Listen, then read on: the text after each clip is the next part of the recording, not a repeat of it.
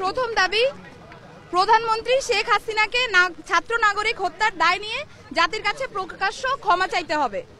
দ্বিতীয় দাবি, আইন শৃঙ্খলা রক্ষাকারী বাহিনী ও দলীয় ক্যাডার এবং সন্ত্রাসী কর্তৃক ছাত্র নাগরিক হত্যার দায় নিয়ে স্বরাষ্ট্রমন্ত্রী আসিফুজ্জামান খান কামাল, সড়ক পরিবহন ও সেতু মন্ত্রী ওবায়দুল কাদের, শিক্ষামন্ত্রী মহিবুল হাসান চৌধুরী নয়ফেল, আইনমন্ত্রী আনিসুল হককে মন্ত্রী পরিষদ থেকে পদত্যাগ করতে হবে। ইন্টারনেট শাটডাউন করে দেশে ডিজিটাল ক্র্যাকডাউন করায় তথ্য প্রতিমন্ত্রী জুনায়েদ আহমেদ পলককে পদত্যাগ করতে হবে। আন্তর্জাতিক মিডিয়ায় শহীদ শিক্ষার্থী এবং আন্দোলনরত শিক্ষার্থীদেরকে ড্রাগ অ্যাডিক্ট বলে কুরুচিপূর্ণ ও মিথ্যা বক্তব্য দিয়ে এবং আন্দোলনকে ভিন্ন খাতে প্রবাহিত করার চেষ্টা করায় তথ্য প্রতিমন্ত্রী মোহাম্মদ এ আরাফাতকে পদত্যাগ করতে হবে। ঢাকা দাবি নাম্বার 3, ঢাকা সহ যত জায়গায় ছাত্র নাগরিক শহীদ হয়েছে সেখানকার ডিআইজি, পুলিশ কমিশনার ও পুলিশ সুপারদের চাকরি থেকে বরখাস্ত করতে হবে। দাবি নাম্বার 4, ঢাকা বিশ্ববিদ্যালয়, জগন্নাথ বিশ্ববিদ্যালয়, জাহাঙ্গীরনগর বিশ্ববিদ্যালয়, রাজশাহী বিশ্ববিদ্যালয় এবং চট্টগ্রাম বিশ্ববিদ্যালয় সহ সারা দেশের প্রত্যেকটি বিশ্ববিদ্যালয়ে যেখানে ক্যাম্পাসে আইন শৃঙ্খলা বাহিনী কর্তৃক শান্তিপূর্ণ আন্দোলনে হামলা হয়েছে প্রত্যেকটি বিশ্ববিদ্যালয়ের ভিসি এবং প্রক্টরকে পদত্যাগ করতে হবে।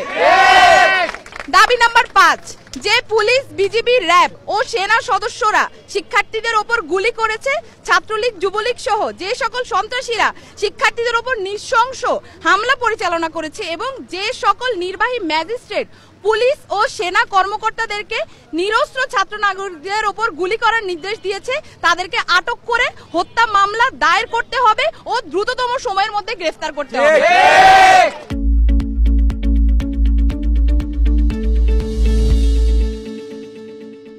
দাবি নাম্বার 6, দেশব্যাপী যে সকল ছাত্র নাগরিক শহীদ ও আহত হয়েছে তাদের পরিবারকে অতি দ্রুত সময়ের মধ্যে যথাযথ ক্ষতিপূরণ প্রদান করতে হবে।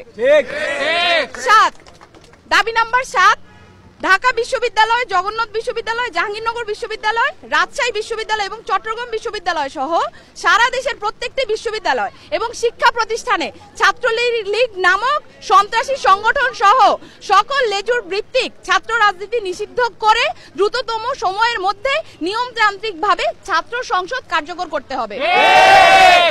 দাবি নাম্বার 8, অবিলম্বে সকল শিক্ষা প্রতিষ্ঠান ও হলগুলো খুলে দিতে হবে।